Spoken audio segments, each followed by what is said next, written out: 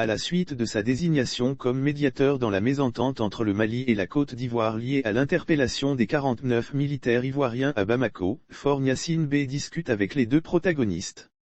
Comme convenu, le président togolais Faure Gnassingbé a entamé sa médiation pour parvenir à un accord à la suite de l'arrestation des 49 soldats ivoiriens à Bamako. Le chef de l'État du Togo a en effet reçu pour la première fois 2 délégations ivoiriennes et maliennes à Lomé, a annoncé RFI. Gnassingbé a entendu les deux parties. Les 2 délégations, dont la composition n'est pas encore connue, ont été reçues jeudi 28 juillet au matin séparément au palais de la présidence par Faure Gnassingbé, a ajouté le média français qui précise que la rencontre s'est déroulée à huis clos, loin des regards des journalistes.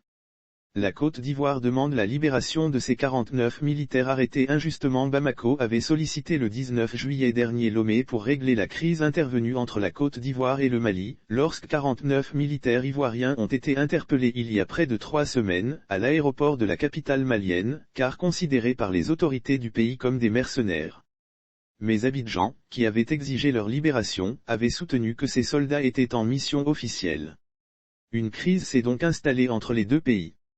La Côte d'Ivoire demande la libération de ses 49 militaires arrêtés injustement, selon elle, le 10 juillet à l'aéroport de Bamako, et accusés par les autorités maliennes d'être des mercenaires cherchant à déstabiliser le pays. Selon Abidjan, la présence de ces soldats, dans le cadre d'opérations de soutien logistique à la mission des Nations Unies au Mali, MINUSMA, était bien connue des autorités maliennes.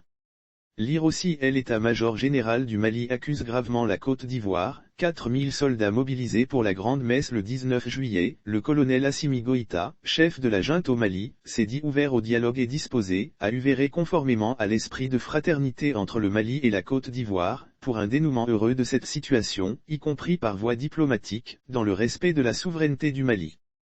Pour le moment, rien n'a filtré de la rencontre de ce jour entre le médiateur et les délégations ivoiriennes et maliennes. Affaire à suivre.